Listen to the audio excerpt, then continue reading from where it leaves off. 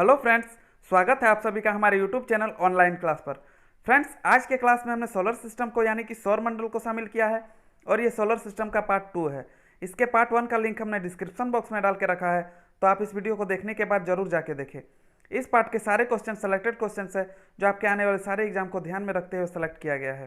Class शुरू करने से पहले आपसे रिक्वेस्ट है, प्लीज़ हमारे चैनल को सब्सक्राइब करें और नोटिफिकेशन बेल को दबा के ऑल को सेलेक्ट कर दे, ताकि आने वाले सारे क्लास के वीडियो का नोटिफिकेशन आपको मिलता रहे।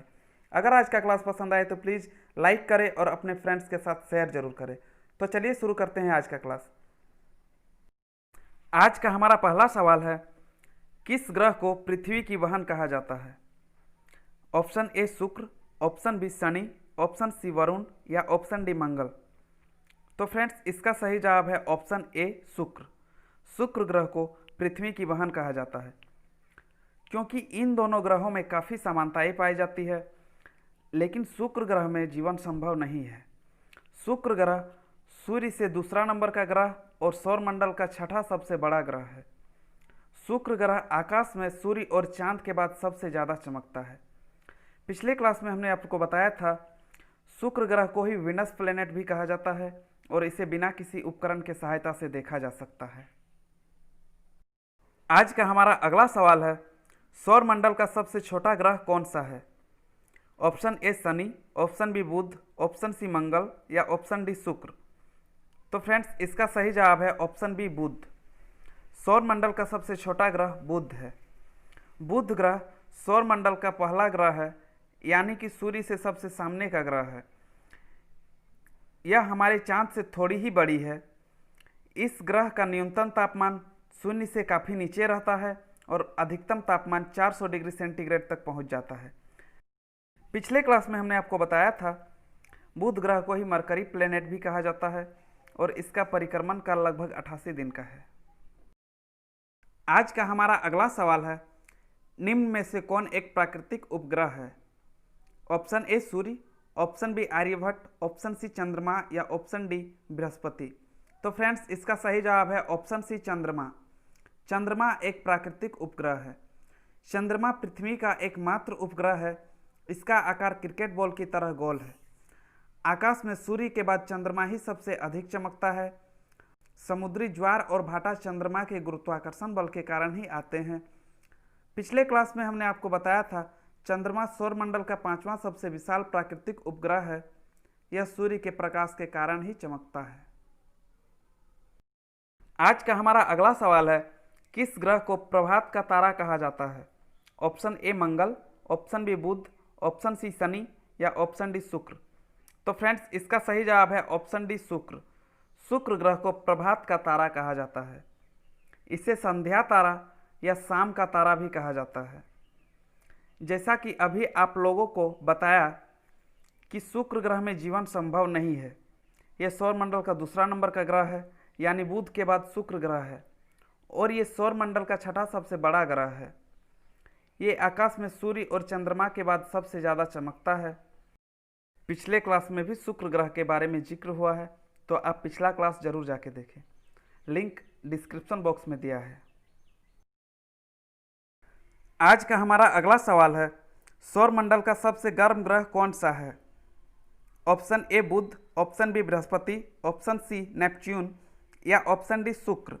तो फ्रेंड्स, इसका सही जवाब है ऑप्शन डी शुक्र। सौरमंडल का सबसे गर्म ग्रह शुक्र ग्रह है। हमारे सौरमंडल में सूर्य से सबसे निकट का ग्रह बुध ग्रह है और इस कारण बुध ग्रह को सबसे ज़्यादा गर्म ग्रह होना चाहिए, लेकिन ऐसा नहीं है, क्योंकि सूर्य से काफ़ी निकट होने के कारण बुध ग्रह का वायुमंडल पूरी तरह से नष्ट हो चुका है। तो शुक्र ग्रह सबसे ज़्यादा गर्म इसलिए है क्योंकि शुक्र ग्रह के अंदर कार्बन डाइऑक्साइड गैस पूरा तरह से भरा पड़ा है और जब सूर्य का गर्मी शुक्र ग्रह पर पड़ता है तो यह कार्बन डाइऑक्साइड गैस के कारण बाहर निकल नहीं पाता है और ये पूरी तरह से गर्म हो जाता है और इस गर्मी के चलते यह ज़्यादा चमकीला भी दिखाई पड़ता है। और शुक्र ग्रह मॉर्निंग के टाइम पूरब की ओर और इवनिंग के टाइम पश्चिम की ओर दिखाई पड़ता है। आज का हमारा अगला सवाल है, खगोलीय पिंडों की दूरी को किस इकाई द्वारा मापा जाता है? Option A kilometre, option B प्रकाश वर्ष, ऑप्शन सी मीटर या ऑप्शन डी सौर वर्ष। तो फ्रेंड्स इसका सही जवाब है ऑप्शन बी प्रकाश वर्ष। खगोलीय पिंडों की दूरी प्रकाश वर्ष द्वारा मापा जाता है। आइए जानते हैं प्रकाश वर्ष क्या है। तो प्रकाश वर्ष प्रकाश द्वारा एक वर्ष में तय की गई कुल दूरी को कहा जाता है। यानी कि एक वर्ष में निर्वात में प्रकाश द्वारा तय की गई कुल दूरी को एक प्रकाश वर्ष कहा जाता है। और एक प्रकाश वर्ष बराबर 9.461 इंटू 10⁻15 मीटर होता है, जो लगभग 95 खरब यानी कि 9.5 ट्रिलियन किलोमीटर होता है। इसका प्रयोग लंबी दूरी मापने के लिए किया जाता है, जैसे दो तारों, दो गैलेक्सियों या कोई भी दो खगोलीय पिंडों के बीच की दूरी को मापने के लिए इसका प्रयोग किया जाता है। आज का हमारा अगला सवाल है, सूर्य से पृथ्वी की दूरी कितनी है? ऑप्शन ए 8 प्रकाश वर्ष, ऑप्शन बी 9 प्रकाश वर्ष, ऑप्शन सी 8.3 प्रकाश वर्ष या ऑप्शन डी 10 प्रकाश वर्ष। तो फ्रेंड्स इसका सही जवाब है ऑप्शन सी 8.3 प्रकाश वर्ष। सूर्य से पृथ्वी की दूरी 8.3 प्रकाश वर्ष है। ये दूरी लगभग 9,29,60,000 मील के बराबर होता है। और प्रकाश वर्ष की जानकारी हमने पिछले सवाल में विस्तार से दिया है, तो आप एक बार और देख लें। आज का हमारा अगला सवाल है, पृथ्वी से सबसे निकट का ग्रह कौन सा है? ऑप्शन ए शनि, option B Uranus, option C मंगल या ऑप्शन डी शुक्र। तो फ्रेंड्स इसका सही जवाब है ऑप्शन डी शुक्र। पृथ्वी से सबसे निकट का ग्रह शुक्र ग्रह है। सौर मंडल में ग्रहों का क्रम इस प्रकार है। सबसे पहले बुध ग्रह है, यह सूरज से सबसे नज़दीक का ग्रह है। उसके बाद आता है शुक्र ग्रह, फिर पृथ्वी, उसके बाद मंगल ग्रह, उसके बाद बृहस्पति, फिर शनि, फिर अरुण और अंत में वरुण ग्रह है। और पृथ्वी से शुक्र की दूरी बाकी ग्रहों की तुलना में सबसे कम है। आज का हमारा अगला सवाल है, रात्रि के समय साफ आकाश और काली रात में टूटते हुए तारे दिखाई देते हैं, यह क्या है? ऑप्शन ए उल्कापिंड, ऑप्शन बी क्षुद्र ग्रह, ऑप्शन सी धूमकेतु या ऑप्शन डी उपग्रह। तो फ्रेंड्स इसका सही जवाब है ऑप्शन ए उल्कापिंड। रात्रि के समय साफ आकाश और काली रात में टूटते हुए तारे जैसे दिखाई पड़ते हैं, वे उल्कापिंड होते हैं। दरअसल कोई तारा टूटता नहीं है। कभी कभी रात में हमें जो तारे के तरह टूटता हुआ दिखाई पड़ता है, वह तारा नहीं बल्कि गैसीय पिंड या उल्कापिंड होते हैं। लाखों उल्कापिंड और गैस के गोले सौर मंडल में घूमते रहते हैं और इनमें से जो भी पृथ्वी के वायुमंडल में प्रवेश करते हैं, वे प्रवेश करते ही जलकर बिखर जाते हैं और ऐसा प्रतीत होता है जैसे कोई तारा टूट के गिर रहा हो, और इन्हें ही तारों का टूटना कहा जाता है। आज का हमारा अगला सवाल है, सप्तर्षि निम्न में से क्या है? ऑप्शन ए आकाशगंगा, ऑप्शन बी तारामंडल, ऑप्शन सी शनि ग्रह या ऑप्शन डी प्लूटो ग्रह।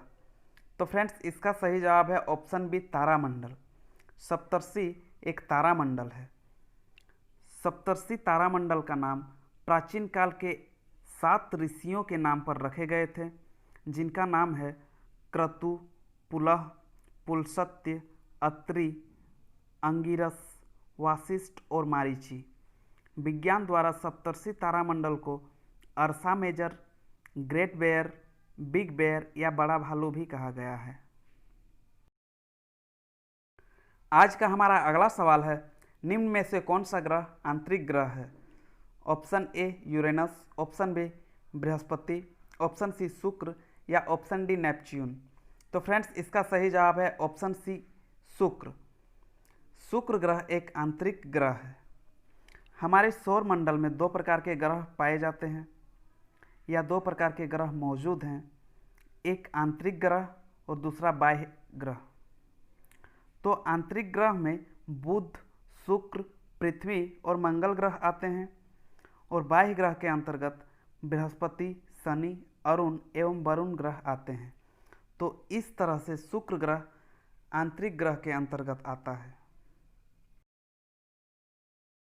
आज का हमारा अगला सवाल है, इनमें से कौन एक ग्रह नहीं है जिसे प्राचीन भारतीय ग्रह मानते थे? Option A Mangal, option B Surya, option C Budh या ऑप्शन डी शनि। तो फ्रेंड्स इसका सही जवाब है ऑप्शन बी सूर्य।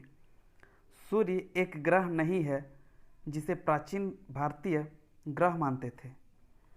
सूर्य को भी प्राचीन काल में ग्रह का दर्जा दिया गया था, लेकिन बाद में वैज्ञानिकों द्वारा पता लगाया गया कि सूर्य एक ग्रह नहीं बल्कि यह एक तारा है और इसे तारों के श्रेणी में रखा गया। आज का हमारा अगला सवाल है, सूर्य की परिक्रमा के दौरान पृथ्वी सूर्य से अधिकतम दूरी पर किस महीने में होती है? Option A March, option B जुलाई, ऑप्शन सी सितंबर या ऑप्शन डी जनवरी। तो फ्रेंड्स इसका सही जवाब है ऑप्शन बी जुलाई। सूर्य की परिक्रमा के दौरान पृथ्वी सूर्य से अधिकतम दूरी पर जुलाई के महीने में होती है। किसी भी ग्रह द्वारा परिक्रमा के दौरान सूर्य से अधिकतम दूरी को अपसौर कहा जाता है। हम यह भी कह सकते हैं कि पृथ्वी अपसौर की स्थिति में जुलाई के महीने में होता है और परिक्रमा के दौरान सूर्य से किसी ग्रह के न्यूनतम दूरी को उपसौर कहा जाता है। उपसौर और अपसौर को मिलाने वाली रेखा सूर्य के केंद्र से गुजरती है। आज का हमारा अगला सवाल है, अपने अक्ष पर पृथ्वी एक चक्कर कितने समय में पूरा करती है? ऑप्शन ए 24 घंटे, ऑप्शन बी 23 घंटे 56 मिनट 4 सेकंड, ऑप्शन सी 23 घंटे 30 मिनट, ऑप्शन डी 23 घंटे 10 मिनट 2 सेकंड। तो फ्रेंड्स इसका सही जवाब है ऑप्शन बी 23 घंटे 56 मिनट 4 सेकंड। अपने अक्ष पर पृथ्वी एक चक्कर 23 घंटे 56 मिनट 4 सेकंड में पूरा करती है। पृथ्वी की दो गतियां हैं, एक घूर्णन और दूसरा परिक्रमण। पृथ्वी जब अपने अक्ष पर घूमती है तो इसे घूर्णन कहा जाता है और जब पृथ्वी सूर्य की परिक्रमा करती है तब इसे परिक्रमण कहा जाता है। घूर्णन यानी कि रोटेशन को दैनिक गति भी कहते हैं, जबकि परिक्रमण यानी कि रिवॉल्यूशन को वार्षिक गति कहते हैं। आज का हमारा अगला सवाल है, सौरमंडल के ग्रहों में से किसका द्रव्यमान सबसे कम है? Option A Brihaspati, option B Mangal, option C Budh या ऑप्शन डी वरुण। तो फ्रेंड्स इसका सही जवाब है ऑप्शन सी बुध। सौरमंडल के ग्रहों में से बुध ग्रह का द्रव्यमान सबसे कम है। बुध ग्रह का द्रव्यमान 3.3022 इंटू 10 का पावर 23 kg है। ओके फ्रेंड्स, आज का क्लास यहीं समाप्त करते हैं। फिर मिलेंगे अगले क्लास में कुछ नए सवालों के साथ। वीडियो पूरा देखने के लिए आपका धन्यवाद।